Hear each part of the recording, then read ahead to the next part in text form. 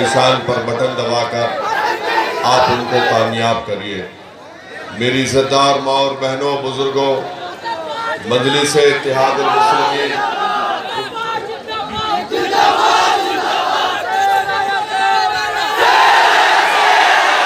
मेरी माँ और बहनें, आप मेरी इस बात से मुत्तफिक होंगी कि कीमतें आसमान को छू रही हैं।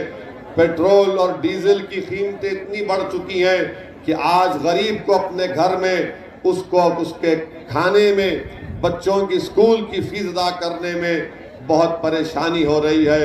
और हमारी बात को याद रख लीजिए आप, 7 तारीख के बाद 8 तारीख के दिन या फिर 10 मार्च के बाद 11 मार्च के दिन आप टीवी पर देखेंगे कि मोदी ने पेट्रोल, डीजल और गैस की सिलेंडर की कीमतों में इजाफा कर दिया।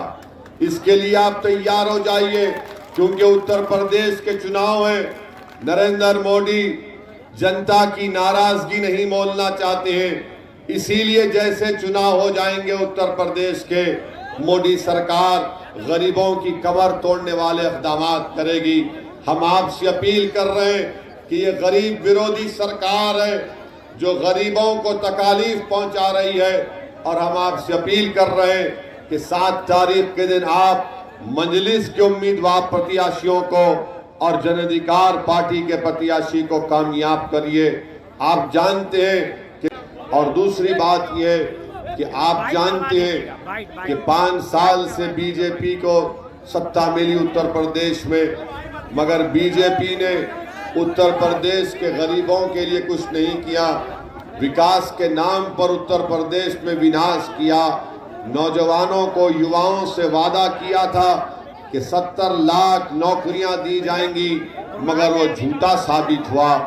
आज उत्तर प्रदेश का नौजवान जो नौकरी की तलाश में तैयारी करता है एलिजिबिलिटी टेस्ट के लिए, इम्तिहान के लिए, जब अपने गांव से निकलकर किसी शहर को जाता है और रात अपनी रोड पर गुजार कर जब सुबह में इम्तिहान लिखने जाता है, तो योगी की सरकार ने उसको बता देती है कि पर्चा लीक हो चुका है और कैंसल हो चुका है। मेरे अजीज दोस्तों और बुजुर्गों, आज उन बेरोजगार नौजवान बच्चे और बच्चियों के माँ बाप का क्या हाल होगा। उनके ख्वाबों को चूर अगर किसी ने किया तो वो बीजेपी, मोदी और योगी की सरकार ने किया।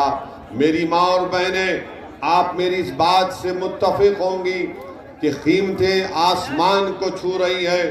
पेट्रोल और डीजल की कीमतें इतनी बढ़ चुकी हैं कि आज गरीब को अपने घर में उसको उसके खाने में, बच्चों की स्कूल की फीस अदा करने में बहुत परेशानी हो रही है।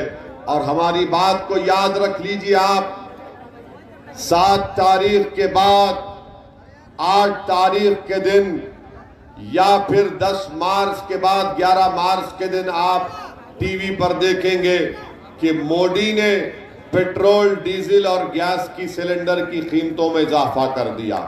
इसके लिए आप तैयार हो जाइए, क्योंकि उत्तर प्रदेश के चुनाव हैं। नरेंद्र मोदी जनता की नाराजगी नहीं मोलना चाहते हैं, इसीलिए जैसे चुनाव हो जाएंगे उत्तर प्रदेश के, मोदी सरकार गरीबों की कमर तोड़ने वाले इक़दाम करेगी। हम आपसे अपील कर रहे हैं कि ये गरीब विरोधी सरकार है जो गरीबों को तकालीफ पहुंचा रही है। और हम आपसे अपील कर रहे हैं कि 7 तारीख के दिन आप मजलिस के उम्मीदवार प्रत्याशियों को और जन अधिकार पार्टी के प्रत्याशी को कामयाब करिए।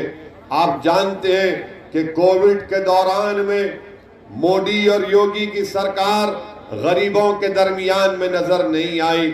आपकी आंखों ने देखा, आपकी बेबसी ने देखा कि कैसे किसी की मां को, किसी का सवाल समाजवादी पार्टी का, तो समाजवादी पार्टी बीजेपी और योगी मोदी को नहीं हरा सकती। अगर आज उत्तर प्रदेश से ऐसी नाइंसाफी को अगर कोई खत्म कर सकता है, गरीबों पर बोझ डालने वाली बीजेपी की सरकार से अगर कोई छुटकारा दिला सकता है, कोई अगर नफरतों की फिजाओं में मोहब्बत भर सकता है, अगर कोई दिलों को मिला सकता है, तो उसका नाम बाबू सिंह कुशवाहा है। अखिलेश यादव कुछ नहीं कर पाएंगे। जैसा 2019 के चुनाव में आपने देखा कि 2019 के चुनाव में आपने झोली भर भर कर खैरात के तौर पर सपा और बसपा को वोट दी, तब भी बीजेपी कामयाब हो गई। 2017 5 साल पहले विधानसभा के चुनाव में आपने फिर झोली भर भर के खैरात दी सपा और कांग्रेस को, तब भी बीजेपी जीत गई। आज हम आपसे अपील कर रहे हैं कि आप अपने वोट की अहमियत अगर उसको बताना है, अपनी ताकत बताना है, तो आप मजलिस इत्तेहादुल मुस्लिमीन के हक में अपने वोट का इस्तेमाल करिए। मैं आपसे अपील करने आया हूं कि आप 7 बनारस में समीकरण बैठा रहे हैं चुनाव में। हाँ, मोदी जी बनारस में चुनावी समीकरण बैठा रहे हैं, कैसे देख रहे हैं यूपी में? बैठते हैं, कुछ नहीं होगा। सांड का मसला बैठ कर ही देखे ना, बनारस में बैठकर ही 7 साल से सांड का मसला देख रहे हैं, बेरोजगारी देख रहे हैं यूपी के। देखिए, मोदी सरकार की जिम्मेदारी है कि एक एक छात्र, एक एक बच्चा जो फंसा हुआ है उनको जिंदा वापस लाए।